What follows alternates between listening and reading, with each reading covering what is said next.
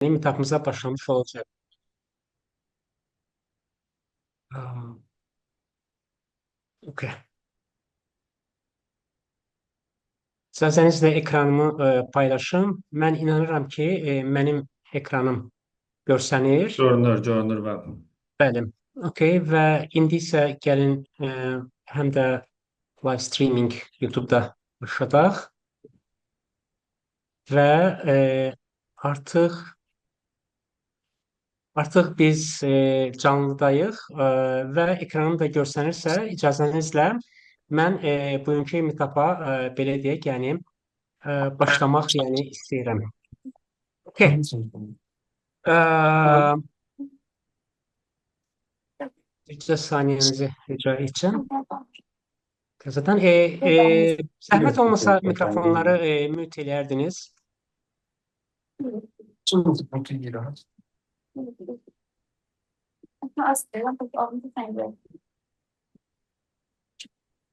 Okay.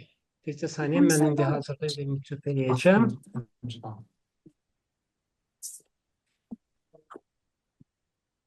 Bəli. Ekranım görsənir, təzədən soruşuram. Bu sualı çox verdim, üzrlü hesab eləyəsiniz. bəli. Okey. Salam, hər birinizi xoş gördük. Bugünkü meetupda sizlərlə birlikdə çox aktual və pratik bir mövzunu müzakirə edəcəyik. Microsoft 365 Copilot chat agentləri vasitəsilə iş proseslərinin avtomatlaşdırması mövzusudur bu. Haqqında bəhs etdiyim mövzu. Və təqribən 1 saat planlaşdırdığımız bu sessiyada məqsədimiz yalnız nəzəri bilik vermək deyil, həm də real nümunələr üzərindən bu texnologiyanın gündəlik işlərimizdə necə istifadə oluna biləcəyini spikerimiz tərəfindən göstərilməsidir. Və bu sessiyada sizlər Copilot chat agentlərinin necə işlədiyini və onları iş proseslərinizə necə tətbiq edə biləcəyinizi öyrənəcəksiniz. Biz gündəlik tapşırıqların necə sürətləndirildiyini, məhsuldarlığın necə artırıldığını və ağıllı agentlərin necə qurulduğunun real nümunələr əsasında izahını görmüş olacağıq. Əsas məqsəd burada hər birimizin daha effektiv və avtomatlaşdırılmış ipimizi daha effektiv və avtomatlaşdırılmış halə gətirməkdir. İndi isə spikerimizlə tanış olma zamanıdır. Spikerimiz Rəşad Qurbanov haqqında qısaca mən məlumat vermək istərdim və inanıram ki, irəliləyən dəqiqələrdə özü haqqında daha detallı məlumatları sizə axtaracaqdır. Rəşad bəy 9 ildən artıq təcrübəyə malik data və biznes analitikdir. Excel, SAP ERP və data analitika sahəsində geniş biliyə sahibdir. O həmçinin Microsoft Certified Trainer olaraq təlimlər keçirir. Udemy platformasında kurs müəllifidir və Excel cebinizdə kitabının müəllifidir. Eyni zamanda Copilot və Excel mövzularında kontent yaradaraq, yazaraq geniş auditoriyaya dəyər qatır. Və eyni zamanda gələcək spikerlərimiz haqqında məlumat vermək istərdim. Bizim meetuplar həm Azərbaycan, İngilis, Türk və Rus dillərində olur. Ekranda gördüyünüz spikerlər İngilis dilində yəni meetuplar verəcək. Əgər maraqlı olarsa, meetup qrupu üzərindən bu meetuplar haqqında məlumat əldə etmək olar və qeydiyyatdan keçmək olar. Biraz da meetup görüş qaydaları haqqında nəzərinizə bəzi məlumatları çatdırmaq istərdim. Hər bir meetupdan sonra onun haqqında məlumatlar sosial media hesablarımda və eləcə də meetup qrupunda qeydiyyatdan keçən işlərlə paylaşılır və eləcə də qeydiyyatdan keçməyən işlərlə. Yeri gəlmişkən, Azərbaycan Excel, Fabric, AI və Data meetup qrupumuzun təqribən 2600-ə qədər üzvü var. Və bu üzvlər də həmin bugünkü meetup haqqında belə deyək məlumat alır. Və bunların 50%-i Azərbaycanlıdır. Yəni Azərbaycan dilində danışan insanlardır.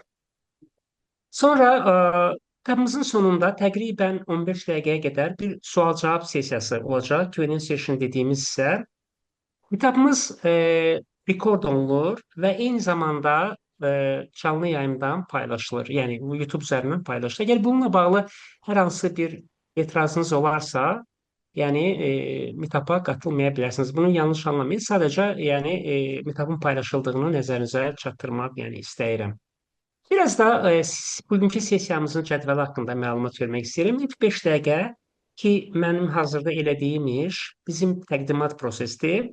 Ondan sonraki 45-50 dəqiqə ərzində Rəşad bəyin prezentasiyası olacaq və sonraki 10 və ya 15 dəqiqə ərzində biz iştirakçıların suallarını cavablandırmağa çalışacağıq.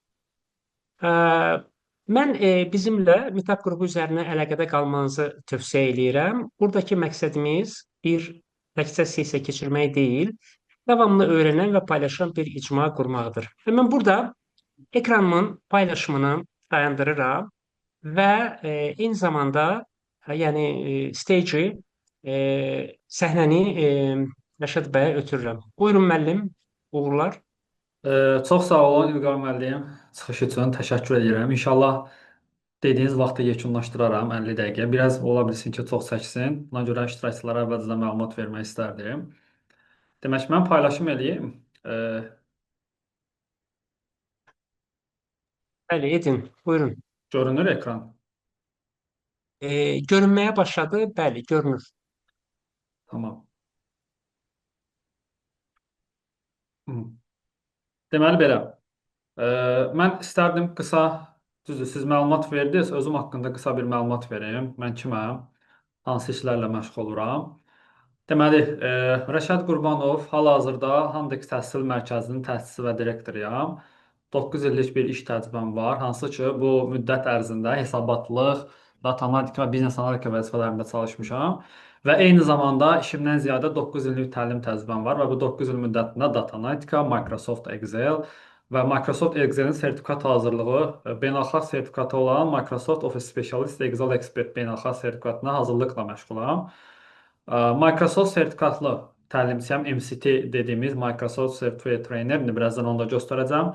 Hal-hazırda data və AI specialist üzrə fəaliyyətimi davam etdirirəm və 6 beynəlxalq sertifikata sahibəm. Növbəti slaydda beynəlxalq sertifikat və nominasiyalarımın bəziləri var. MCT dediyimiz Microsoft Certified Trainer, eyni zamanda Microsoft Certified Educator sertifikatım var, beynəlxalq Excel sertifikatım, iki sertifikat var, hansı ki Microsoftun bu gün də danışacağımız süni intellekt aləti olan Copilot və Copilot istifadəsi ilə bağlı AI Transformation Leader və AI Business Professional adlanır. Və eyni qaydada Power BI-nin beynəlxalq sertifikatı olan Power BI Data Analyst Associate sertifikatına sahibəm. Hansı ki, o sertifikatları da burada fiziki olaraq da bu formada görə bilərik. Fəaliyyətim nədən ibarətdir? Dediyim kimi, hal-hazırda Handex Təhsil Mərkəzinin rəhbəriyəm. Handex 2021-ci ildən fəaliyyət göstərən texniki, rəqəmsal və biznes bacarıqları ilə ixtisaslaşmış bir təhsil mərkəzidir və eyni zamanda Amerika Birləşmiş Ştatlarının ölkəmizdə Amerika Birləşmiş Ştatlarının test və qiymətləndirmə şirkəti olan Personville-nin ölkəmizdəki beynəlxalq akkreditasiyalı test mərkəzidir. Udemy platformasında ölkə üzrə ən çox satışı olan Excel təliminin müəllifiyəm və hal-hazırda 400-dən çox tələbəsi var bu təlimin. Bizim bir YouTube kanalımız var, Handex adında, hansı ki o kanalda hal-hazırda ekranda gördüyünüz videoların müəllifiyəm, qrafiklər, vizual təhlil dərsləri var orada, sıfırdan Excel kursu var, pivot table dərsləri var və Excel'in beynəlxalq sertifikatı olan M211-ə hazırlıqla bağlı və hal-hazırda Copilot-la bağlı dərslər hazırlayırıq YouTube kanalımız üçün. Əlavə olaraq Excel data analitikası və Microsoft 365 Copilot mövzularında yenilikləri və məqalələri özündə birləşdirən Excel Data və Copilot M365 adlı LinkedIn newsletterinin müəllifiyəm. Hansı ki, siz buradan müxtəlif məqalələri izləyə bilərsiniz. LinkedIn profilimə daxil olub, indi onu göstərəcəm. Və 9 il ərzində 5000-dən çox tələbəyə fərdi və qrup formatında təlim keçmişəm və mentorluq fəaliyyəti göstərmişəm. Hansı ki, ekranda o təlimdən müəyyən bir parçaları, müəyyən bir şəkilləri görə bilərsiniz.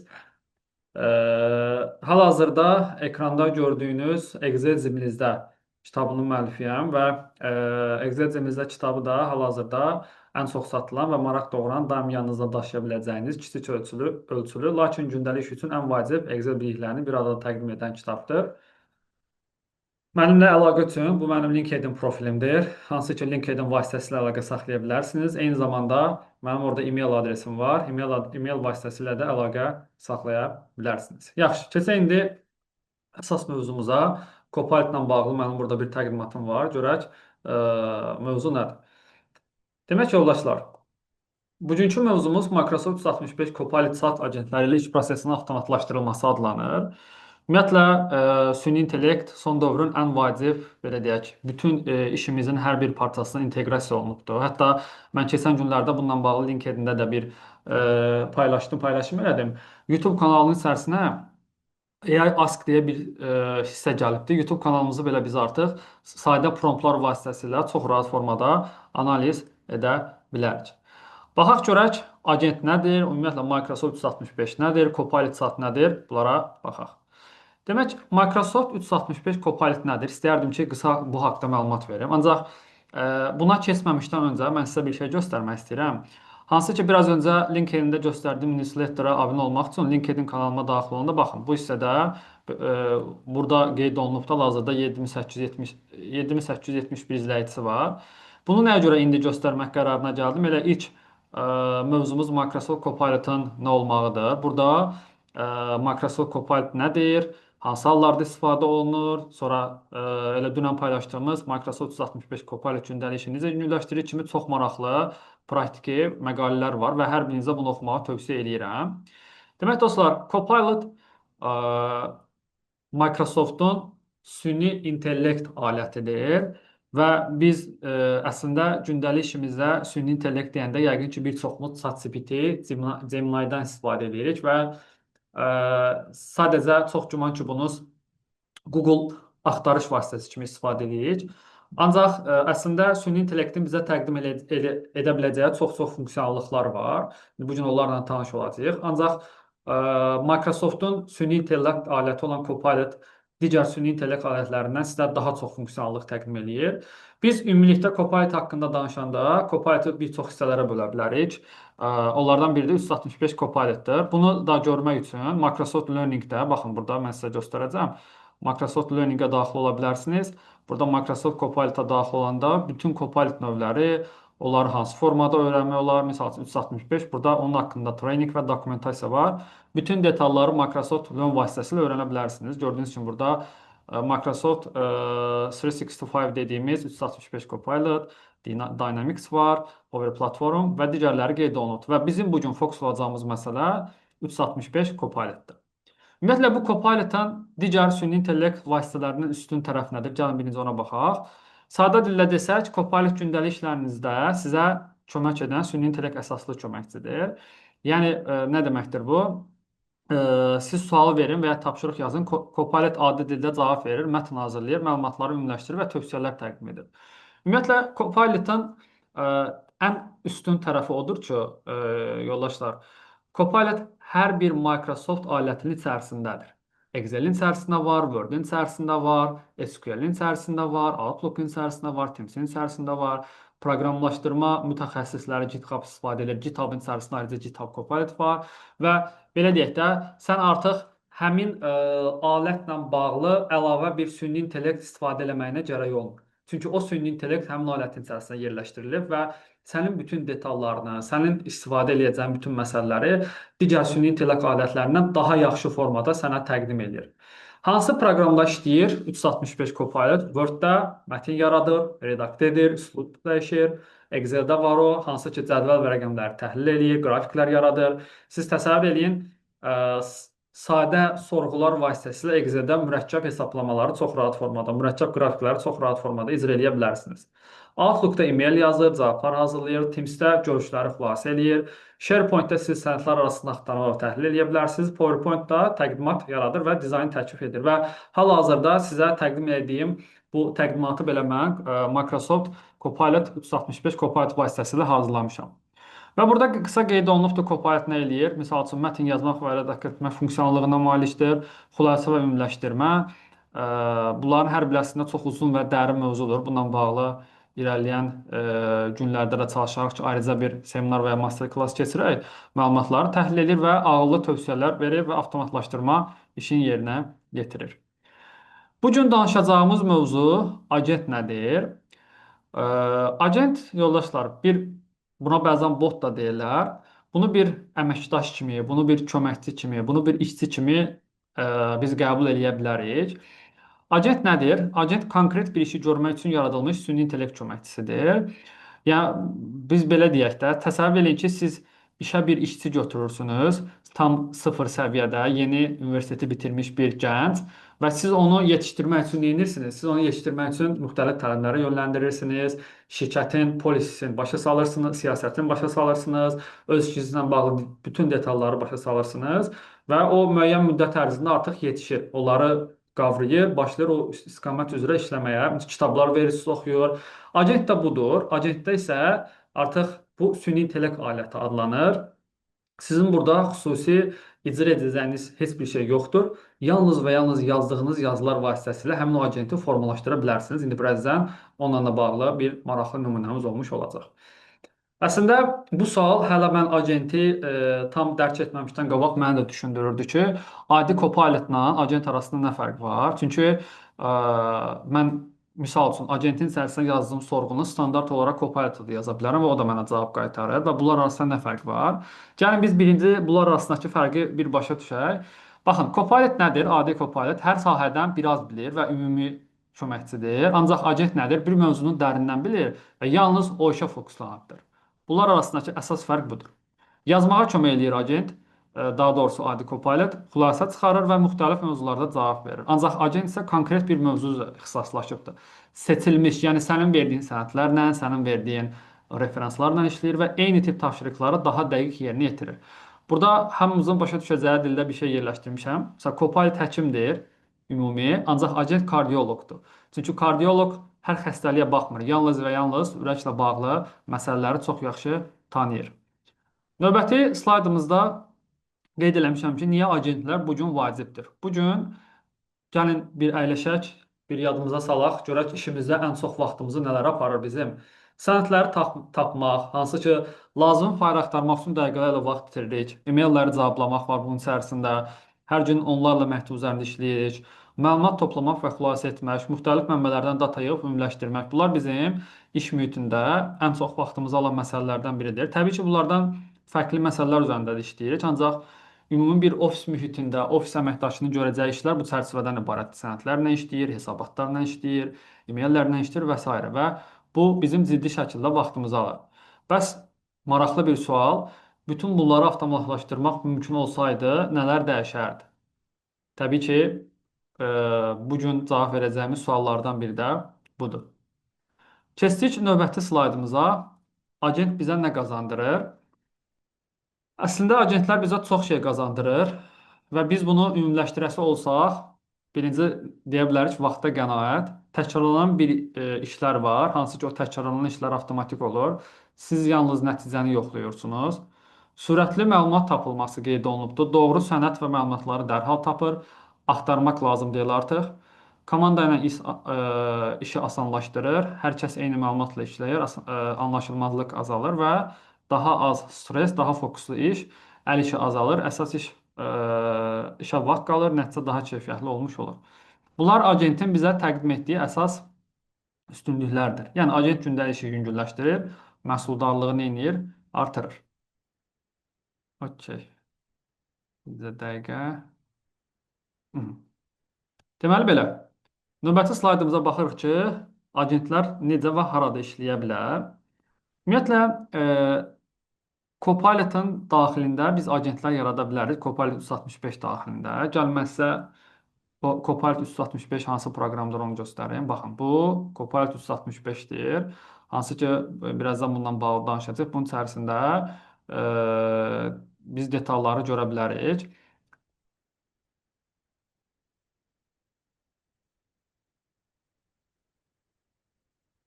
Okay.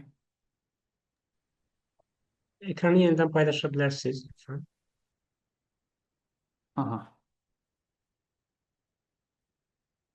Hə, görə bilərik. Agent bizə harada işləyir? Copilot sat daxilində agentlər var, SharePoint daxilində agentlər var. İndi çox güman ki, aramızda SharePoint vasitəsilə işləyənlər var və Microsoft Teams dediyimiz gündəlik toplantılarımızı keçirdiyimiz onun içərisində agentlər var və bizim bu gün baxacağımız bu Copilot chat agentləridir. Gəlin bunu paylaşaq. Copilot chat agentləri nə iş görür?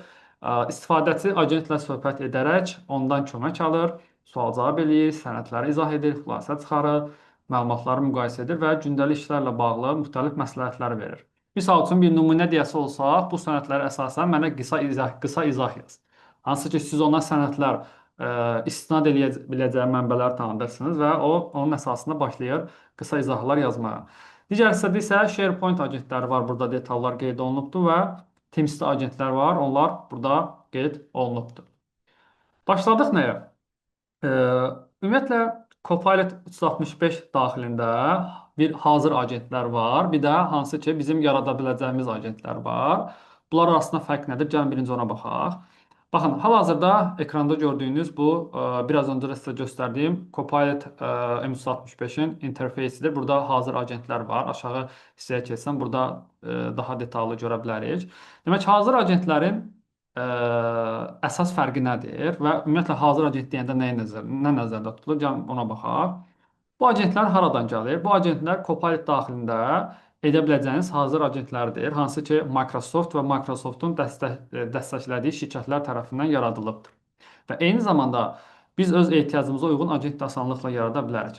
Baxın, mən bu hissəni açanda yoldaşlar, sol küncdə agentlər deyilən bir hissə var, yaxınlaşdırıram. Baxın bu hissədə və bunlar Microsoft və onun tərəfdaşları olduğu şirkətlər tərəfindən yaradılmış agentlərdir. Və hər bir agentin özünə məxsus xüsusiyyəti var. İndi biz təqdimat üzərindən danışırıq. Bilirəm, təqdimat üzərindən danışmaq bəzən texniki məsələlərdə sıxıcı olur qarşı tərəf üçün. Çünki real praktika daha maraqlı olur. İndi real praktika üzərindən də danışacağıq. Və sizə hətta chat hissəsinə yazdığımız sorğu ilə niyə görə biz agentdən istifadə etməliyik, standart chata yaza bildiyimiz təqdirdə onların da hər birini göstərəcəm. All agent hissəsinə klikləyəndə məndə burada bütün agentlər açılır. See more dev bütün agentləri görə bilərəm. Məsəl üçün Researcher agenti var. Bura klikləyəndə bu agent açılır və burada mən istənilən məsələni yaza bilərəm. Məsələn, Analyze hissəsinə klikləyirəm. Burada da eyni qaydanın digər agentləri hissəsinə klikləyə bilərəm. Baxın, bu hissədə hətta qeyd olunubdur ki, bu agent birbaşa Microsoft korporasiyası, Microsoft şirkəti tərəfindən hazırlanıbdır. Birazdan bu agentləri biz özümüz fərdi qaydada öz istəyimizə uyğun hazırlayacağıq. Burada iki agent var. Misal üçün, hansı ki mən agentləri sizə izah eləməyə çalışmışam ki, hansı işlərdə istifadə olunur. Aşağıda Copilot daxilində iki hazır agentin nə iş gördüyünü və standart Copilot chatdan necə fərqləndiyini görə bilərik. Bir var analiz agenti, baxın bu hissədədir. Bir də var Idea Coach agenti, hansı ki ideya istehsal edir. Hər birinin detallı təsviri aşağıda qeyd olunubdur. Okey, gəlin baxaq, bunu təqdimat formasında eləyək. Analiz agenti bizə nələr təqdim eləyir? Analitik düşüncə üzərində fokuslanır. Yəni bu agent Microsoft tərəfindən qurulub bu agentlər və bu agent hansı işlərə fokuslanılıbdır, biz ona baxırıq. Məlumatları müqayisə eləyir, nəticə çıxarır, məntiq və strukturlaşdırılmış cavab verir. Fərqi standart Copilot sualı cavablayır. Analist agent isə səbəb-nəticə üzərində işləyir. Daha çox kimlər istifadə eləyər bunu? Eləyə bilər rəhbərlər, menecerlər, maliyyə satış planlama işləyənlər, qərar verməliyəm deyən hər kəs. Yəni bu agentin işi sırf bu məsələlərdən ibarətdir. Çünki onun qurulması zamanı ona tanıdılmış promptlar bunları görmək üçün nəzərdə tutulubdur. Bir də var ideya agenti, ideya coach dediyimiz ideya yaratmağa fokuslanılıbdır. Brainstorm üçün istifadə olunur və alternativ yanaşmalar təklif edir. Hansı ki, sizin hər hansı bir məsələ ilə bağlı ideyaya ehtiyacınız varsa, fikir mübadiləsinə ehtiyacınız varsa və yaxud da öz yanaşmanızı bəyənmirsinizsə, yeni bir yanaşmaya ehtiyacınız varsa, bu Microsoft M365 agentindən istifadə edə bilərsiniz. Bunun fərqi nədir? Standart Copilotdan. Standart Copilot cavab verir, ideya kod isə ideya istehsal edir. Yəni birbaşa ideya üzərində fokuslanır. Kimlər istifadə eləsə daha yaxşı olar? Marketoloqlar, təlimçilər, satış və təqdimat hazırlayanlar, sosial media kontentlə işləyənlər, hansı ki, mən təlimçiyəm, bəzən müəyyən məsələlərlə bağlı ideyaya ehtiyacım olur və yaxud da xüsusilə kontent yaradanların bu agent onlar üçün tam mükəmməl bir vasitədir. Hazır agentlər başlanğıc üçündür, öz agentimiz isə ehtiyacımıza uyğun yaradılır. İndi gəlin neyniyək? Aşağıda belə bir təqdimat var. Bu təqdimat bizə nəyə göstərir? Ümumiyyətlə, süni intellekt deyəndə adətən insanların ağlına kod, proqramlaşdırma, mən saatlarla kod yazsam, proqram yazsam gəlir və agent deyəndə də eyni qayda ilə. Əslində bu belə deyil.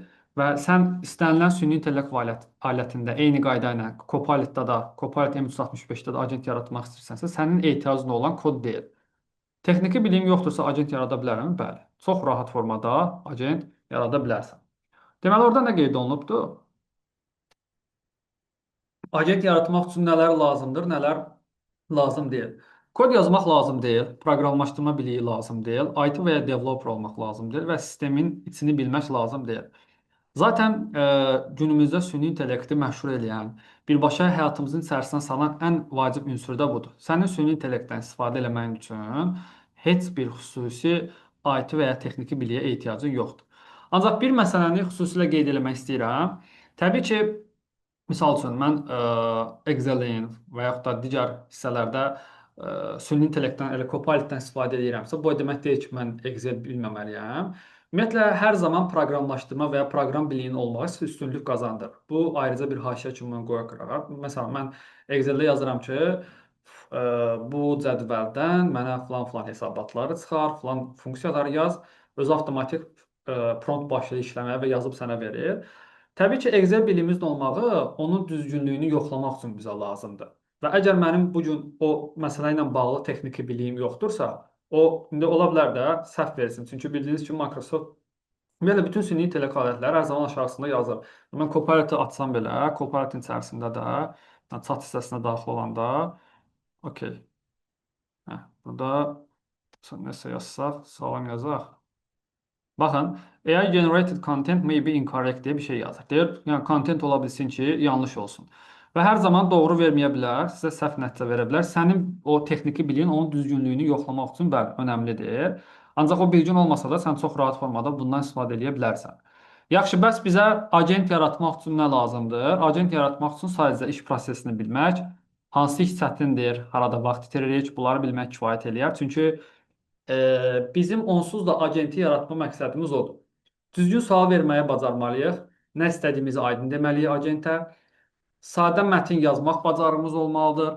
Məqsədi izah edən göstəriş, hansı ki, o agentin bir məqsədi olacaq və o məqsədi izah edən göstəriş yazmalıyıq və nə ilə işlədiyini bilmək lazımdır.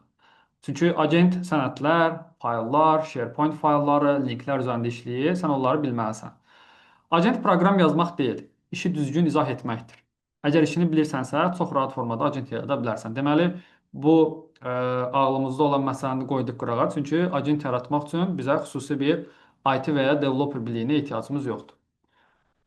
Deməli belə, növbəti slaydda qısa nümunələr yerləşdirmişəm sizlər üçün.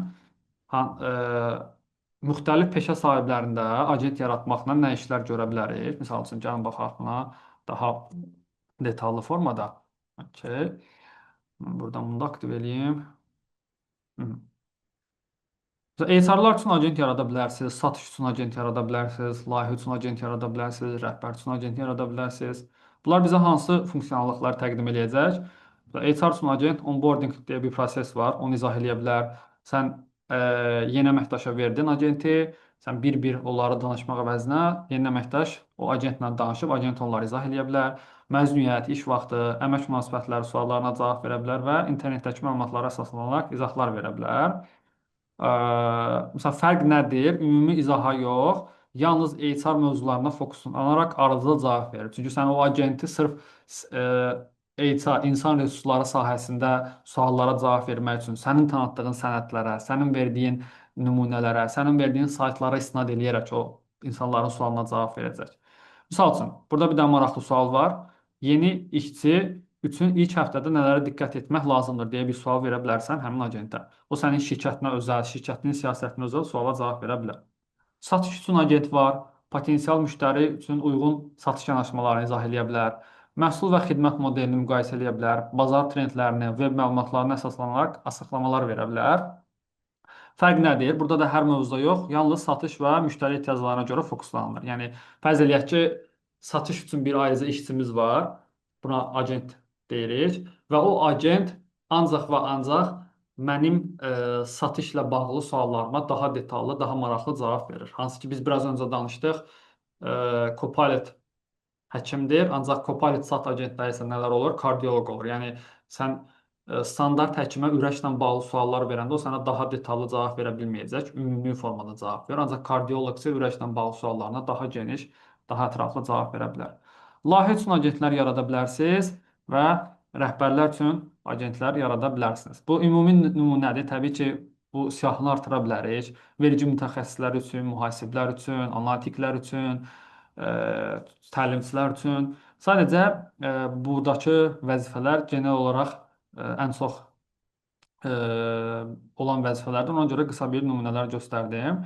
Copilot chat agenti internet axtarış nəticələrinə əsaslanır, amma yalnız seçilmiş mövzu üzrə fokuslanaraq cavablarımızı verir. İndi baxaq nəyə? Gəlin baxaq, Copilot 365 agenti necə yaradılır. Mən keçirəm proqrama, amma öz fərdi agentimi yaratmamışdan öncə istəyirəm ki, sizə hazır bir agent üzərindən nümunə göstərim. Sonra keçək öz fərdi agentimizi yaradaq. Baxın, mən burada sizin üçün əvvəlcədən hazırladığım bir promptlar var. İdeya kodla bağlı, ona vaxt itirməmək üçün. Demək, daxil oluram IDEA kod hissəsinə. Bu Microsoft tərəfindən yaradılmış agentdir və biraz öncə bundan bağlı danışdıq. Əsas məqsədi ideya ürətməkdir. Hansı ki, işi ancaq sənə yazdığın mövzularla bağlı ideya vermək. Burada detallar qeyd olunubdur. İlkin sorğular var, hansı ki, sənə bu agent haqqında məlumat verir. Bunu da biz belə özümüz birazdan fərdi formada, istədiyimiz formada yaza biləcəyik. Baxın, bu agent nə işlər görür? Mənim burada hazırladığım bir prompt var. Təlim ideyası ilə bağlı. Gəlin bunu buradan kopyalayım. Atım bunun içərisinə. Demək, sorğu nədir? Mən ideya istəyirəm. İdeyam nə haqqında olsun? Deyirəm ki, Microsoft 365 Copilot mövzusunda təlim təşkil etmək istəyirəm. Məqsədim nədir? Məqsədim süni intellekti sadə və başa düşülən dildə izah etmək, texniki biliyi olmayan insanların da Copilot ilə real işlər görə biləcəyini göstərmək və insanlarda mən bunu öz işimdə istifadə edə bilərəm hissini yaratmaqdır. Auditoriyam kimdir? İşləyən kontingentdə daha çox. Çünki bu təlimi işləyən kontingentə keçəcəm. Ofis əməkdaşları, menecerlər, HR satış təlimçilər və texniki biliyi olmayan istifadəçilərdir. Səndən xahişim bu təlim üçün maraqlı və axıcı təqdimat ideyaları, real iş həyatına uyğun praktik nümunələri və iştirakçıları aktiv edən yanaşmaları təklif et və əsas nələrə fokus ol. Gündəlik işlərdə Copilot nəyi asanlaşdırır, kod bilmədən hansı işləri görmək olar və insanlar təlimdən sonra dərhal nəyi tətbiq edə bilər. Cavablarımı vermişəm. Nəticən output olaraq necə olsun, sadə dildə olsun, texniki terminlərdən istifadə etmək, konkret və real olsun, təlimdə danışıb göstərə biləcəyin formatda yaz. Demək, biz əslində prompt yazmağı, bu formada yazmağı öyrəşməmişik. Yəqin ki, bir çoxunuz iş həyatınızda daha qısa promptlar yazırsınız. Ancaq burada haşiyədən kənara çıxıb mövzu ilə əlaqəsi olmayan bir şey demək istəyirəm. Bəzən keçən günlərdə mən Fulbrightda elə 100 nəfərin qarşısında bu mövzu ilə bağlı, bu yox, biraz fərqli mövzu ilə bağlı, Copilot 365 ofis proqramlarının içərisində onunla bağlı bir çıxışım var idi. Və orada bir çox iştirakçı bildirdi ki, misal üçün, mən ChatGPT istifadə edirəm, digər məsələləri istifadə edirəm. İstədiyim formada mənə cavab vermir. Hətta ödənişli versiyası belə. Ümumiyyətlə, yoldaşlar, süni intellekt istədiyim kimi cavab vermir deyə bir şey yoxdur. Çünki sən süni intellektdən düzgün danışıq bacarığın yoxdur. Və sən süni intellektdə düzgün prompt. Prompt bu sorğudur. Sorğu ötürməlisən ki, onu sənə düzgün formada cavab versin. Bu insan deyil, adı üstündə süni intellektdir və sənin nə istədiyini, sənin beyninin içərisindəkini o bilmir. Sən ona görə onun başa düşəcəyi dildə danışasan. Biz buna prompt deyirik, bəzən sorğu da deyirik və bu sorğunun özünün yazılma bir qaydası var. Bunu da öyrənə bilərik. Yenə Microsoft Learning-ə gedəndə burada sizə bir şey göstərmək istəyirəm. Gəlin daxil olaraq training hissəsinə. Okay. Baxın, burada Transform Idea var. Bu hissədə nə göstərəcəm? Baxın, yazılıbdır ki, effektiv prompt yazmaq və optimal nəticələr əldə etmək hissəsində, Write an effective prompt hissəsinə daxil olanda Microsoftun özünün baxın saytına belə bu detallı formada qeyd olunubdur ki, yəni biraz daha yaxınlaşdıraq. Effektiv prompt yazmaq üçün sən 4 əsas məsələyə diqqət etməlisən. Kontekstdə, yəni kontekst nədir, hədəfin nədir, sonra mənbə olaraq haradan götürsün məlumatlarını və nəticə olaraq yekunda hansı nəticəni, yəni hansı formada sənə cavabı qaytarsın. Salam, mənə get internetdən filan məlumatları tap gətir deməklə təbii ki, mən düzgün formada cavab ala bilmərəm. Mən onu nə üçün axtarıram? Məsələn, fərz eləyək ki, mən internetdən Amerika haqqında məlumatlar axtarıram və Amerika haqqında milyonlarla məlumat var internetdə, milyardlarla məlumat var. Ancaq mən bildirsəm ki, filan tarixdə Amerikaya səyahət eləyəcəm. Mənim məqsədim mənim gəzməkdir, filan-filan əraziləri gəzməkdir və 10 gün orada qalacağam. Həmin gün müddətində haraları gəzə bilərəm. O artıq sənin verdiyin tarix, fəsil, qaldığın gün sayına uyğun olaraq sənə o məlumatları belə deyək də tam detallı formada tapıb gətirəcək. Sən kifayət qədər böyük məlumat arasından çox-çox sənə lazım olan məsələlərə istinad vermiş oldun. Ona görə də prompt yazdığımız təqdirdə onun hansı formada yazılmağına diqqət etmək ən vacib məsələlərdən biridir. Bununla bağlı irəliləyən zamanlarda bir məqalə yazacağam. Newsletterdən oxuya bilərsiniz. Yaxşı, qayıdarıq mövzumuza. Bu hissədə biz belə bir prompt yazdıq. Məqsədimizi dedik, auditoriyamızı bildirdik, ondan xahişimiz nədir, onu bildirdik və nələrə fokus olmalıdır, onu göstərdik. İndi bunu tanıtdım. Baxaq. Bu mənə, yəni idea coach mənə dediyim məsələlərlə bağlı çox qəşəng ideyalar verəcəyindən əminəm. Gözləyək. Düşünür hal-hazırda və başladı mənə maraqlı cavablar verməyə. Ümumiyyətlə, süni intellektin adamı qəşəng şirinlikləşdirməyi var. Əla məqsəddir, Rəşad. Gəlin bu təlimi elə quraq ki, texniki bilməyən adamlar olmayan adamlar belə başa düşsün. Baxın, burada mənə müxtəlif ideyalar verir. İdeya A, bir günü necə keçir hekayə formatında. Bu sənə başlayır, hətta storytelling formasında, hansı ki, hekayələşdirmə formasına verməyə. Təsəvvür edin, iş gününüz başlayır, 20 mailiniz var, 2 toplantınız var, bir hesabatınız, bir təqdimatınız və indi eyni günü Copilot ilə yaşayaq. Bu sənə səhnəciklər verir ki, o səhnəcikləri orada qeyd edə bilərsən. İdeya B var, o təlimi başlatmaq üçün. Copilot ağıllı köməkçi, amma sükan sənədidir. İdeya C var. Bunlar maraqlı və axıcı təqdimat ideyaları idi. Sənə hansı ki, təqdimat üçün 3 ideya verdi və hansını istəsən seçə bilərsən. Hətta seçdiyin birini belə, məsələn, buradan kopyalayıb onun üzərində daha geniş, daha maraqlı ideyalar əldə edə bilərsən. Daha sonra real iş həyatına uyğun praktiki nümunələr verir. İdeya A var burada, B var, Teams üzərindən, Outlook üzərindən, Word üzərindən verdi, PowerPoint üzərindən verdi. Bu detalları sən analiz edib öz təliminə sala bilərsən. Daha sonra nə verdi? Aşağıya endirəndə rol üzrə real iş mini ssenariləri verir. Aşağı endirəndə isə iştirakçıları aktiv edən yanaşmalar verir. Hansı ki, təlimin ən vacib məsələlərdən biri iştirakçıların orada nə idi? Aktiv olmağıdır. Aktivlik, əvvəl sonra yarışı, 2 dəqiqəlik və digər detalları burada qeyd edir sənə. Həmin təlimlə bağlı çox-çox maraqlı. Hətta həmin təlimdən sonra 10 tapşırıq hazırlama nümunəsi də verir. Bu mətni 5 bənddə qısalt, Copilot-dan bunu eləyə bilərik, e-mail ilə nəzakətli cavab yaz və s. və s. Baxın, təlimin axırıcı quruluşunu belə çıxardıb sənə verdi. Sən başlanğıcda nə edirsən, iştirakçı nə edir, ona qədər çıxardıb verdi sənə. Hətta hələ davam edir. Sonda insanlarda tətbiq hissi yaratmaq üçün bir dəqiqəlik bağlanış mətnin özün belə sənə verir, burada çıxardır. İndi bilirsiniz mənə nə maraqlıdır? Gəlin baxaq nəyə? Biz bunu standart Copilot chat vasitəsilə eləsəydik, yəni mən niyə bunu IDEA Coach vasitəsilə eləməliyəm? Mən onu göstərmək istəyirəm. IDEA Code, tamam, new chat hissəsi də zaten bizə çox maraqlı cavablar verəcək. Ancaq dediyim kimi IDEA Code sırf sənə ideya vermək üçün ixtisaslaşıbdır. Yəni bu məqsədi, agentin məqsədi sənə bu məsələ ilə bağlı maraqlı ideyalar verməkdir. İndi eyni promptu buradan kopyalayıram yenidən, daxil oluram chat bölməsinə. Bu bildiyimiz chatlar hansı ki, ChatGPT-də necə yazıb axtarış edirsiniz, burada da o axtarışları eləyə bilərsiniz və kopyalayıram bura, yenə klikləyirəm, gözləyirəm mənə cavabı vermiş olsun. Cavablar oxşar ola bilər. Ancaq baxın, standart formada cavablar verir. Təqdimata texnologiya yox, problemlə aç. Sənə müxtəlif ideyalar vermir, amma orada A, B, C verdi. Real işi uyğun nümunələr verdi.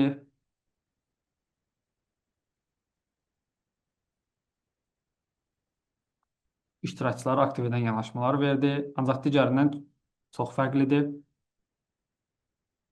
Mini Ahanı.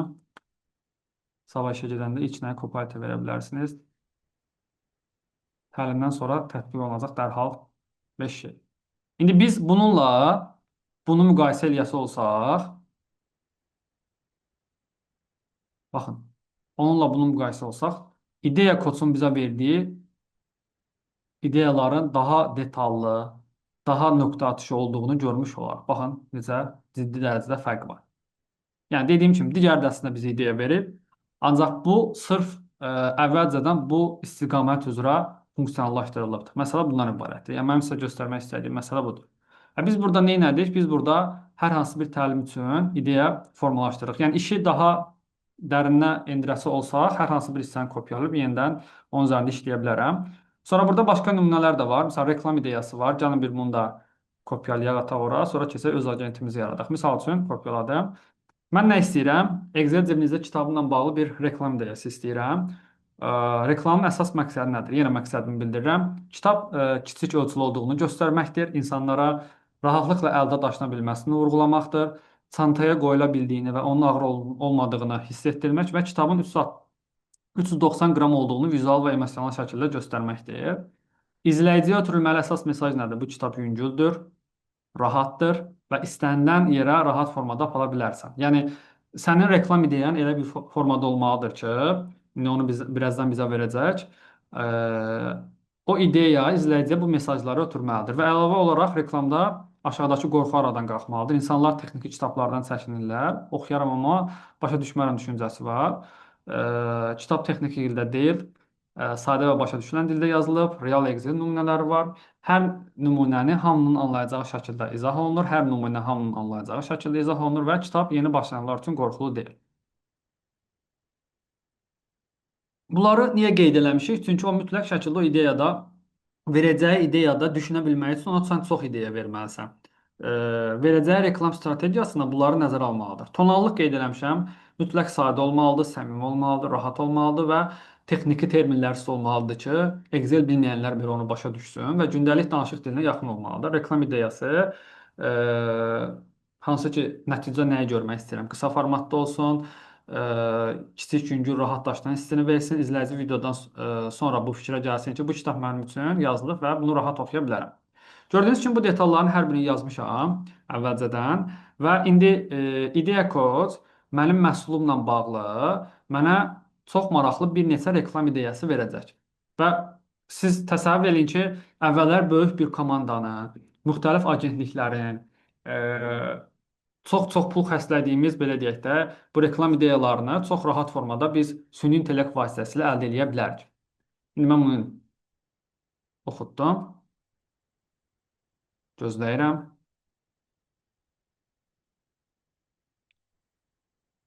Və başlayır işləməyə.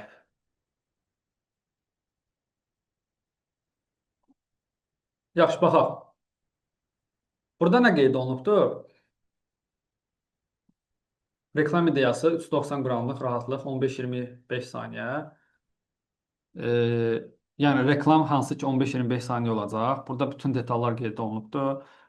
Kiçik görünür, amma iş görür. Kitab masanın üstündə, yanında telefon və açar. Kitabın onların yanında göstərirsən, kiçik görünür. Hansı ki telefon və masanın yanına deyir qoyur. Çox maraqlı ideyadır. Çünki insan beyni artıq o telefon və açarla müqayisə edir kitabı və görür ki, demək olar ki, çox oxşardır. Oxşar ölçüdədir. 390 qramlıq hissi. Mətbəx tərasının üstünə kitabı qoyursan, ekranda 390 görünür. Belə maraqlı bir ideya verib. Sonra 7-ci 12-ci saniyədə, bu 15-25 saniyəni saniyələrə bölübdür ki, orada nələr görsənsin. Daşınma testi, kitabı bir barmaqla qaldırırsan, sonra çantaya qoyursan, çanta ağırlaşmır kimi rahat hərəkət edir. Çanta ağırlaşmır kimi rahat hərəkət edir. İşə apar, kursa apar, evə apar kimi burada digər detallar var. Texniki kitab qorxusunu dağıt. Böyük qalın bir qorxulu kitab masaya tapıb qoyursan, səs biraz ağır çıxır. Hə, çırpırsan, deyir stolun üstünə. Sonra Excel dilinizdən sakitcə qoyursan, texniki dili yoxdur. Bu texnik kitab kimi bu texniki kitab kimi danışmır, sadəcə dildə izah edir. Sonra digər detalları burada qeyd edib yazıbdır. Qısa mətn variantları, cəmi 390 qram, çantaya at çıx ki, texniki dil yoxdur və s. alternativ hüquqlar var, çəkilişi daha təsir edən kiçik fəndlər var. Hamısını burada qeyd edib sənə vermiş oldum.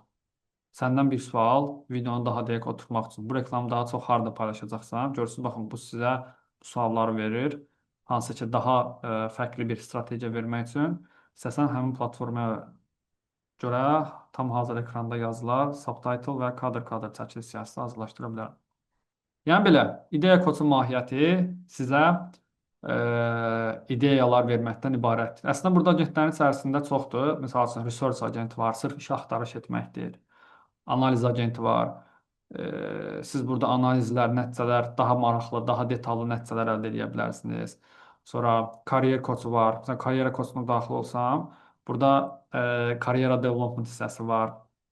Sən öz məlumatlarını verib, gələcəklə bağlı oradan ala bilərsən ki, hansı peşələrdə işləyə bilərsən, hansı peşələr sənin üçün maraqlıdır. Bu kimi detalları buradan əldə edə bilərik. Yəni uzun sözün qısası yoldaşlar, bu agentlərin standart saatdan fərqi odur ki, agentlər spesifik olaraq bir sahə üzrə ixtisaslaşıbdır. İndi gəlin biz baxaq ki, öz agentimizi necə yarada bilərik. Agentimizi yaratmaq üçün burada new agent deyilən bir hissə var. Məsələn, all agent hissəsinə də klikləyəndə sol yuxarı künc, sağ yuxarı küncdə biz o hissəni görə bilərik. Baxın, burada oxla göstərirəm. Create agent deyəndə belə bir hissə açılır burada və bu hissədən öz agentimi yarada bilərəm. Açılsın. Hı -hı.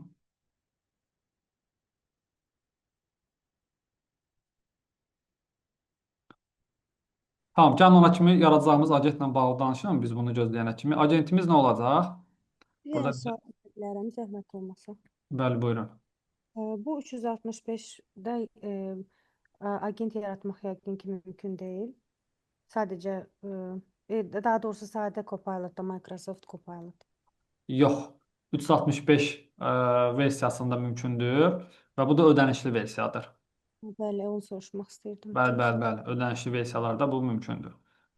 Deməli belə, biz yaradacağımız agent nə olacaq? Yoldaşlar, hal-hazırda mən nəzərə aldım ki, işləyən kontingent daha çox aramızda olduğuna görə korporativ mühitə uyğun bir agent olsun. Gəlin bunu bağlayaq. Yenidən açaq. Və o hissəyə daxil olaq. Create agent. Niyə? Korporativ auditoriya agentdən nə gözləyir? Çox güman ki, bu sualın cavabı hər kəs üçün eynidir. Vaxtına hörmət, yəni o agent sizin vaxtınızı almamalıdır, real biznes problemini həll eləməlidir və ölçülə bilən nəticə verməlidir, struktur və aydınlıq gətirməlidir. Bunu sabah işimdə istifadə edərəm hissini verməlidir. Demək, bizim yaradacağımız agent nə olacaq? Bizim yaradacağımız agent biznes fasilitator olacaq. Biznes fasilitatorunun burada izahını vermişəm ki, bir komandanın, qrupun və ya təşkilatın daha effektiv işləməsinə kömək edən şəxsdir. O qərarları özü vermir, amma doğru müzakirə mühiti yaradır. Komanda düzgün qərar verir. Nə işlər görür, müzakirələr aparır. Hələ ki agenti yaratmırıq. Sadəcə yaradacağımız agentin formatı var. Biznes fasilitatoru. Bu görəcəyi işləri burada qeyd eləmişəm. Gördüyü işlər qərar verməni asanlaşdırır, problemlərin həllinə kömək eləyir və komanda işini gücləndirir və struktur və metod tətbiq edir. Məsələn, siz bir yeni məhsul yaratmaq istəyirsiniz. Həmin məhsulda burada bir dənə nümunə də qeyd eləmişəm. Təsəvvür et ki, Handexə yeni tədris istiqaməti açmaq istəyirik. Marketinq başqa fikir deyir, təlimçi başqa mövzu istəyir və satış komandası başqa istiqamət istəyir. Ortaq bir qərara gəlmək olmur komandada. Bu zaman fasilitator nə iş görür? Hamını bir otağa yığır, hər kəsin fikrini sıxlaşdırır, prioritetləri müəyyənləşdirir və sonda komandanın özü ortaq qərar verir. Yəni adamın işi qərar vermək deyil də, adamın işi onları bir araya yığmaq, fikirləri sıxlaşdırmaq, prioritetləri müəyyənləşdirməkdir və biz bu gün bunu süni intellekt vasitəsilə edəcəyik. Bu buradan açılmadır. Gəlin cloud üzərindən daxil olaq. Birbaşa. Okay.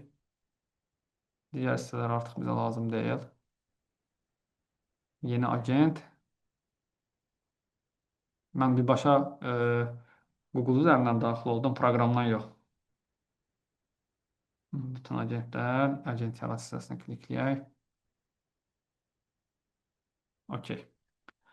Deməli dostlar, bu hissə bizim agenti yaradacağımız onu belə deyək də bilgiləndirəcəyimiz bir hissədir. İndi bunların hər birinin detalını qeyd edəcəm.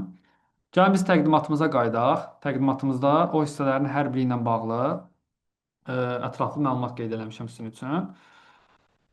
Okey. Demək, birinci gördüyümüz burada hissə bu hissə idi. Burada template hissəsi var. Template mahiyyət nədir?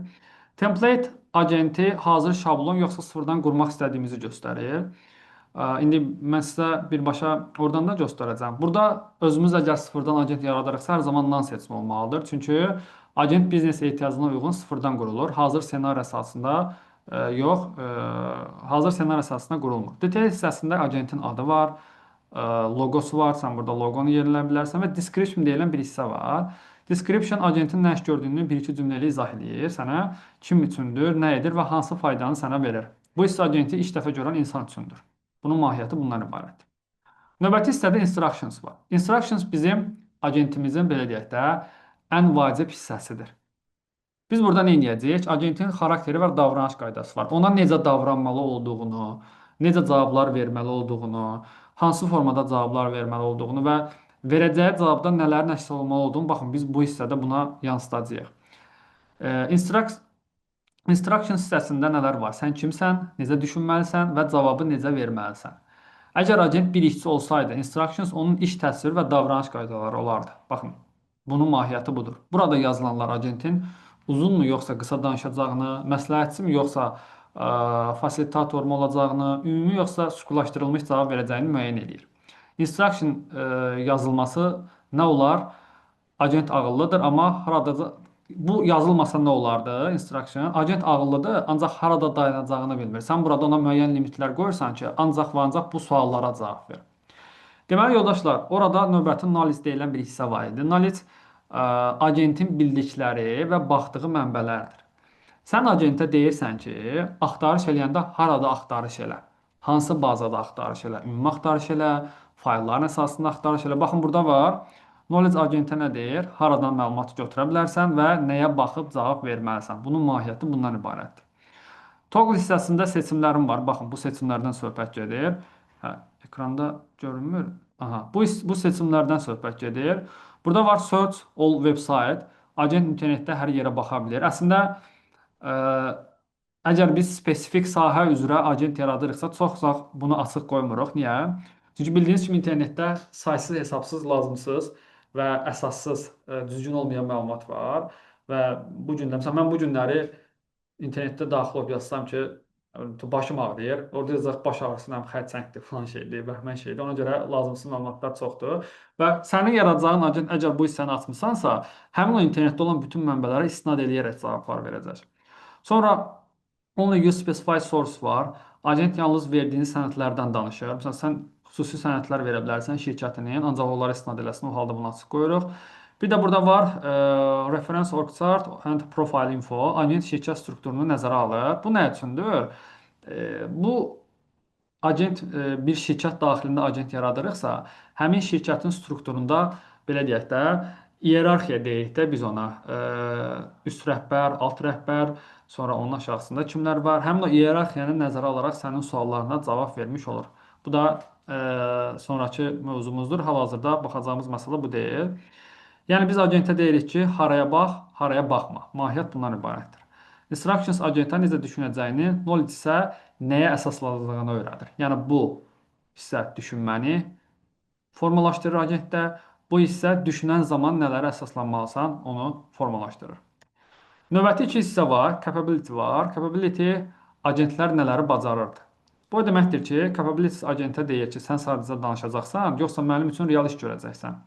Burada agent hansı işləri görə bilər, hansı bacarıqları olmalıdır, onu təyin edirsən. İki seçimimiz var, yoldaşlar. Burada create document, source and code hissəsi var. Deyir, əgər agent sənəd hazırlayacaqsa, cədvəl və ya struktur quracaqsa və yaxud da PowerPoint faylı, kod yazacaqsa, mütləq bunu aktiv eləməliyik. Misal üçün, sən agent yarada bilərsən. Fərz edək ki, insan resursları ilə bağlı bir agent yaratmışıq və deyirsən ki, o agentə tanıdırsan ən çox verilən sualları, şirkətin HR strategiyasını tanıdırsan və sən ona sual verirsən ki, mənə bir Word faylda çıxart, şirkətdə filan mövzu ilə bağlı ən çox verilən suallar. Və yaxud da şirkət strategiyasından məzuniyyətlə bağlı məsələləri çıxart ver mənə. Nə bilim, əmək haqqından tutulma ilə bağlı çıxart ver mənə. Agent nə edəcək orada? Agent artıq sənə bir Word faylı çıxardıb verəcəyinə görə mütləq formada bu hissəni açıq qoymalısan ki, o nəticəyə gələ bilsin, o Word faylı çıxarda bilsin. Create image var. Agent şəkil, vizual, izah və illüstrasiya yarada bilir. Məsələn, ofis işlərində bu elə də lazımlı bir məsələ deyil. Marketinq və vizual təlim işlərində lazımdır. Məsələ bundan ibarətdir.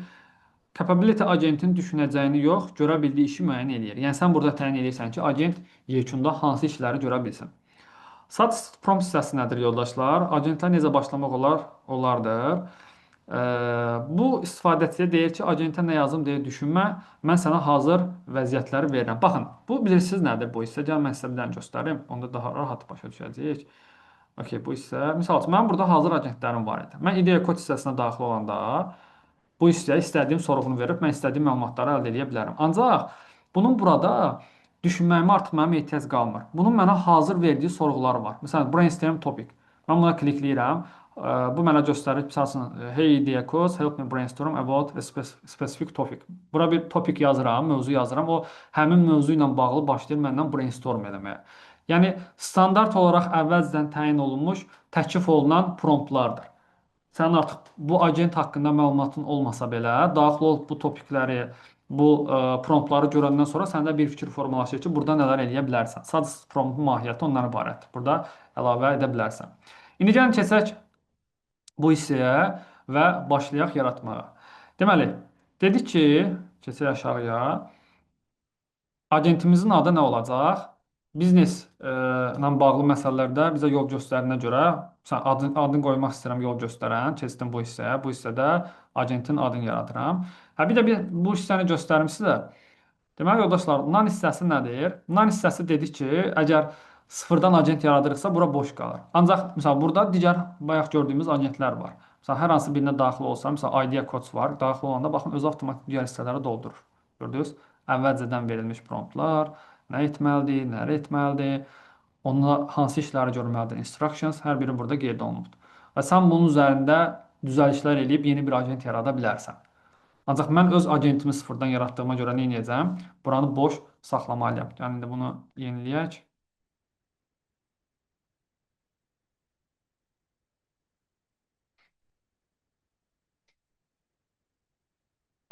Yaxşı, bütün agentlər agent yarat. Və gəldim bu hissəyə. Describe var burada. İndi birazdan bununla da bağlı danışacağım. Dedik ki, buranı boş saxlayırıq. Buranın adını qoyaq. Yol göstərən. Okay. Şəkil olaraq generasiya eləyə bilərik şəkli. Buradan özünün verdiyi nümunələr var. Müxtəlif nümunələr yaza bilərik.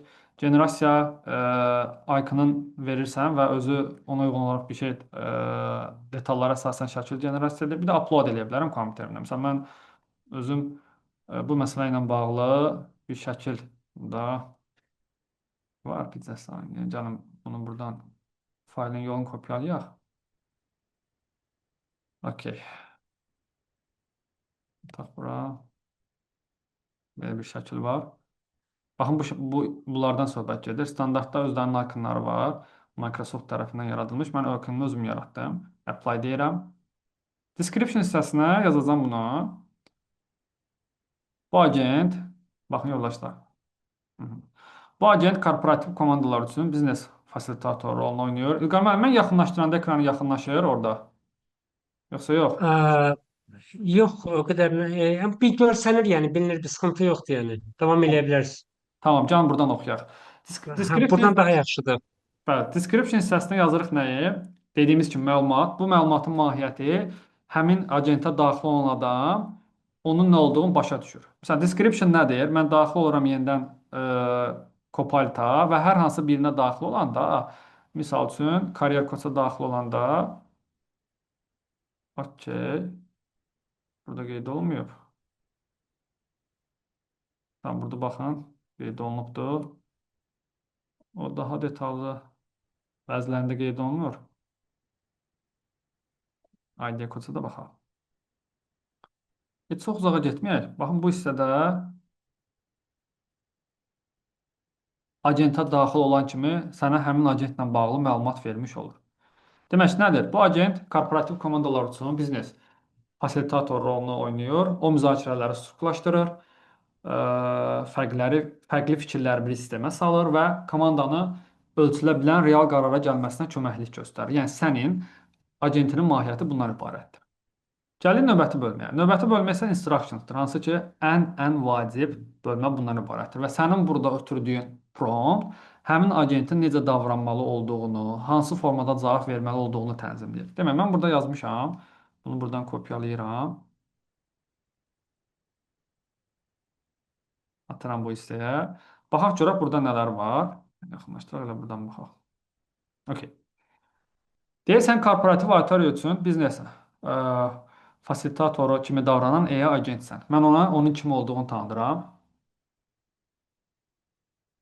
Əsas məqsədin nədir? Vaxta hörmət etmək, real biznes problemini açıq şəkildə ortaya qoymaq, qarşılıqlı strukturlaşdırmaq və komandanı ölçülə bilən bir qərara gətirməkdir. Yəni, sənin məqsədin bundan ibarətdir. Burada qeyd edirəm ki, sən qərar vermirsən. Sən düzgün qərarın yaranması üçün müzakirəni idarə edirsən. Bunu niyə yazıram? Sənin verəcəyin promptlara cavab verəndə qərar vermiş kimi verməsin o cavabları. Sadəcə müzakirə xarakterli olsun gedişat. Hər sorğuya cavab verərkən aşağıdakı strukturdan mütləq istifadə etməlisən. Yəni bundan. Problemin qısa və aydın təsvir etməlisən, müzakirə üçün əsas sualları cavablandırmalısan və variantları strukturlaşdırmalısan. Seçimlər, risklər, fürsətlər.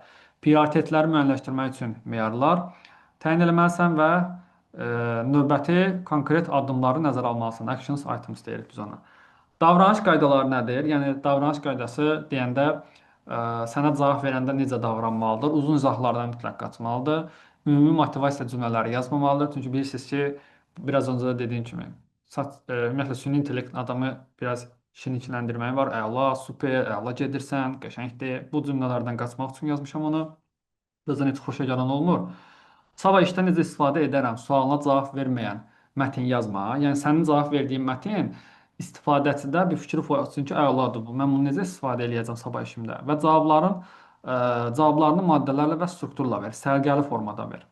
Ton sakit, peşəkar, aydın, korporativ mühitə uyğun olmalıdır. Məsələn, sən burada aqressiv agent yarada bilərsən, sən burada emosional agent yarada bilərsən, sən burada yəni, müxtəlif temperamentli agentlər yarada bilərsən. Təbii ki, bu sənin əlində olan bir məsələdir. Hansı formada onu tənzimləyirsənsə əvvəlcədən o formada da yaratmış olursan. Əgər mövzu qarışıqdırsa, problemi hissələrə böl və hər hissəni ayrıca müzakirə etdirt. Bu nə deməkdir? Bu o deməkdir ki, əgər sən qarşı tərəfin verdiyi promptu başa düşmürsənsə, qarışıqdırsa, onu başla hissələrə bölməyə. Yəni, nə yalan cavab yazma, boş cavab yazma, nə də cavabsız qoyma. Və sən ona hissələrə böləndən sonra promptu verən adamdan başla bir müzakirə eləməyə. Çünki bu nədir? Bizim yaratdığımız agent zaman keçdikcə daha da təkmilləşir. Çünki sən onunla başlayırsan danışmağa. Ümumiyyətlə, bu süni intellektin bir çoxunda belədir. O zamanla başlayır özünü təkmilləşdirməyə və sən onunla müzakirələr apardıqca nə baş verir? O artıq sənin nə istədiyini, ona əvvəlcə qarışıq gələn məsələni daha detallı formada sənə izahatını vermiş olur. Bu onun nə oldu? Beyni olmuş oldu, necə düşünsün və necə davransın. İndi gəldik növbəti hissəyə.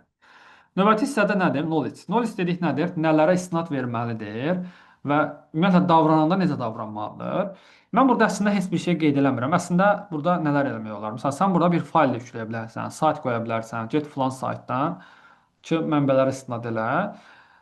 Ümumi davransın, genel olaraq necəsə formada işləsin. Sadəcə, baxın, belə bir kitab tapmışam. Bizneslə bağlı,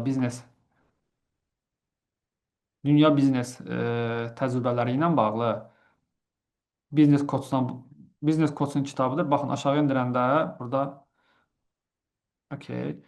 Burada real biznes mühitindən nümunələr var, problemlərin izahları var. Bu kimi bir çox detallar var. Bu nə üçündür? Bunu niyə tapmışam? Mən istəyirəm ki, hər hansı bir məsələdə o gedib cavab tapa bilməyəndə bu kitaba, dünya təcrübəsinə də istinad eləsin. Onun üçün nə edəcəm? Baxın, burada belə bir hissə var. Device-dən və yaxud da cloud-dan da yükləyə bilərəm. Bir dənə deyirəm device, yəni kompüterimdən yüklə. Bu hissədə bu kitabı bura yükləyirəm. Baxın, gəlib ən aşağı hissəyə düşmüş olacaq. Upload files. Yəni bu fayla istinad verərək o sənə cavablar qaytaracaq artıq. İnternet hissəsini açmıram. Xüsusi fayl hissəsini açmıram, digər hissəni açmıram. Çünki internet hissəsini açsaq, dediyim kimi, internetdə olan bütün məlumatlara istinad verəcək və bu da hər zaman doğru olmaya bilər. İndi gəlirik növbəti hissəyə. Capability dedi ki, davranış, yəni daha doğrusu bacarıqdır. Yekunda nə eləsin? Tamam, mənə şəkil lazım deyil, ancaq fayl hazırlasın, təqdimat hazırlaya bilər. Mən ona verdiyim sorğu əsasında bunları mənə çıxara bilsin. Bir də suggest prompt. Bu promptlar nə idi? Bu promptlar sizə biraz öncə göstərdim, hansı ki, hər hansı bir süni intellektin içərisinə daxil olanda aşağıda sizə əvəzədən baxın bu formada promptlar təklif edir. İndi preview olaraq agentin preview'su burada görünür hansı formada olacaq. Burada gördüyünüz kimi promptlar olmalıdır. İndi o promptları biz yaradacağıq. Misal üçün, bunları belə hazır yazmışam burada vaxt itirməmək üçün. Əsas biznes problemlərini tap. Bu mənim title'ımdır, başlığım. Mesaj nə olmalıdır? Aşağıdakı məsələdə. Yəni bu şablon promptdur. Sən bunu oxudub, bir problemi tanıdıb ona, o problem haqqında danışa bilərsən. Sonra fərqli fikirləri uzlaşdır. Bura qeyd edirəm. Komandada eyni mövzuyla bağlı fikirləri yaz. Müzakirəni strukturlaşdır və əsas baxışları topla. Baxdım. Çoxdur burada. Yəni üçün qeyd eləsək kifayətdir. Baxaq. Can bunu seçək, düzgün prioritet seç. Bu daha maraqlıdır. Tam mövzuya uyğundur. Və bunu kopyaladım, atdım bura. Baxın, burada artıq mənim yaratdığım eyni bu qayda ilə, görürsünüz, birə-bir eynisidir. Bu qayda ilə çıxartdı, mənə burada yazmış oldu. Belə, əlavə eləyə bilərəm. Burada aşağı hissəyə klikləyəndə, gördüyünüz kimi promptlar açılır. Suggest prompt deyirik. Onu mən buradan add suggest prompt deyib, daha çox sayda, indi hal-hazırda susmaya görə 3 ədəd verib mənə, daha çox sayda əlavə eləyə bilərəm. Hal-hazırda 18 nəfər iştirakçımız var. İlqar müəllim. Əla. Əlavə eləyə bilərəm. Bunu buradan silirəm. Burada test edə bilərəm agentimi və create agent deyirəm. Gözləyirəm. Agentim yaradılır. Okey. Baxın, nə deyir bizə? Deyir ki, sənin agentin uğurlu formada yaradıldı və deyir ki, hal-hazırda private-dır cari dövr üçün, ancaq sənin üçündür, sən istifadə edə bilərsən. Təbii ki, bu agenti sən irəliləyən dövrdə paylaşa bilərsən link formasında, ancaq komandan üçün paylaşa bilərsən, ancaq sənin təyin elədiyin adamlar üçün, hətta açıq mənbə belə eləyə bilərsən sən bunu. Misal üçün, necə ki, istənilən adam ID kodsa daxil olub istifadə edə bilir. Əslində, standart mən burada agent hissəsinə daxil olanda gördüyümüz agentlər bunlar deyil. Baxın, bu ilkin olaraq Microsoft tərəfindən yaradılan agentlərdir və mən Seymour hissəsinə klikləyib, burada digər hissələri və aşağıya endirib, baxın, daha fərqli, baxın, Seymour hissəsinə fərqli burada yüzlərlə agentlə tanış ola bilərəm, yüzlərlə. Görürsünüz, insanlar bunu yaradıb və istifadəyə veriblər. Hər hansı birinə daxil olanda, fərz edək ki, məsələn, buna daxil olanda, baxın, bu agenti açıb, kim tərəfindən yaranıldı, ümumiyyətlə agent nə iş görür və digər detallarını buradan görə bilərəm. Yəni, mən belə yaratdığım agenti bütün dünya sahəsində paylaşıb istifadəyə verə bilərəm. Bunun üçün sadəcə və sadəcə sənin düzgün prompt yarma bacarığın, düşünmə bacarığın, problemi çözmə bacarığın və Copilot M365-in olmalıdır. Yaxşı, geri qayıdaq və Got agent deyirəm. Baxın, artıq mənim agentim, yol göstərən deyə bir agentim burada öz əksini tapdı. Gördünüz? Rəşad Qurbanov tərəfindən yaradılıb. Gəlin, qaydaq proqramımıza bura düşməlidir artıq. Bunu bağlayaq. Yenidən açaq. Çox maraqlıdır, bilmədim bu niyə belə oldu. Bu hissədə. Bunu yeniləyək.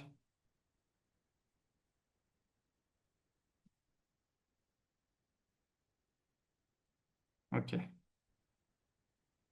Düşmədi bura.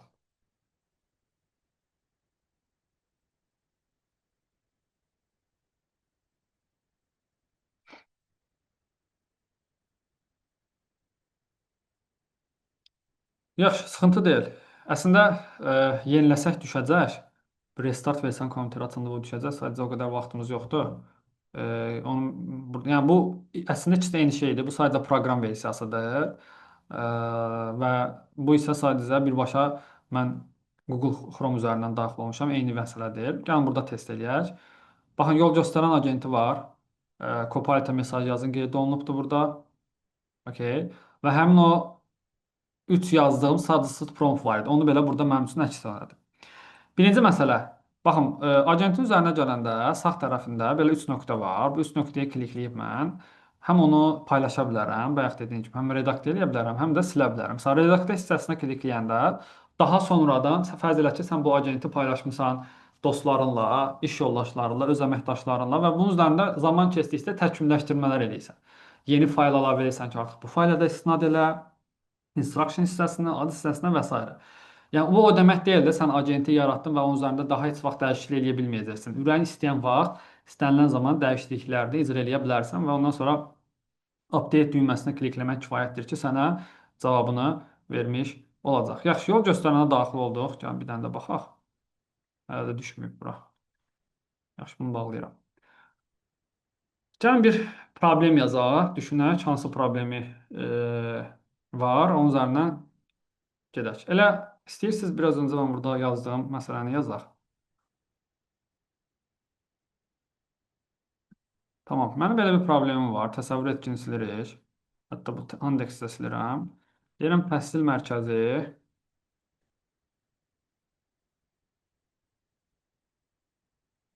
olaraq yeni tədris istiqaməti açmaq istəyirik. Marketinq başqa fikir deyir, təlimçilər başqa mövzu deyir, istəyir və satış komandası başqa istiqamət deyir.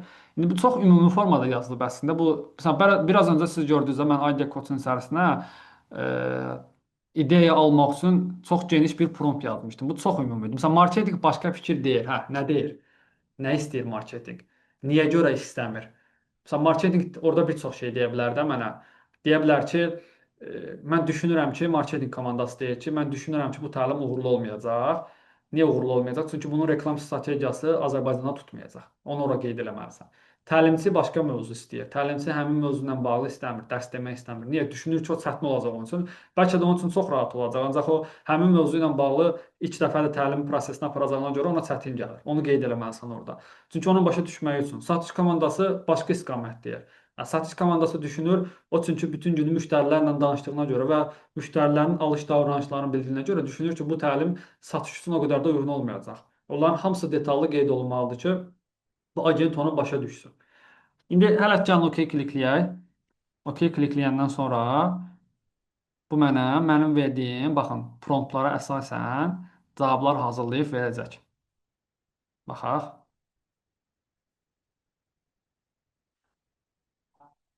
Okey, baxın, ən maraqlı məsələ. Biz standartda biraz öncə ideya coach vasitəsilə ideyalara baxanda ən birinci şey nə idi? Əla, super, çox qəşəng ideyadır. Gəlin başlayaq bunun üzərindən danışmağa. Başlayır sənə motivasiya verməyə. Ancaq biz bu agentin içərisində motivasiyanı yığışdır dediyimizə görə artıq o tərz cümlələrdən başlamadı danışmağa. Baxın, problemi qısa aydın təsvir elədi. Müzakirə üçün suallar verir sənə, hansı ki onun başa düşməyi üçün. Bu suallar emosiyasız, fakt əsaslı müzakirələr üçündür.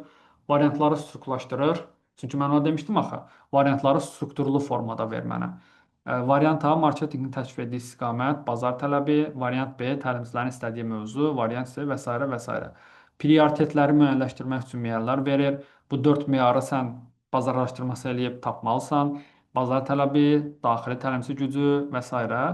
Növbəti konkret addımlar nədir? Onları sənə hər birini burada detallı qeyd etmiş oldum. Dediyim kimi, indi çox da əslində İlqar müəllim mənə 50 dəqiqə vaxt qoymuşdu. Mən keçmişəm hə İlqar müəllim vaxtı. Yoxsa 14. Yəni 15 dəqiqədir belə. Hə, yekunlaşdırım yavaş-yavaş. Bəli.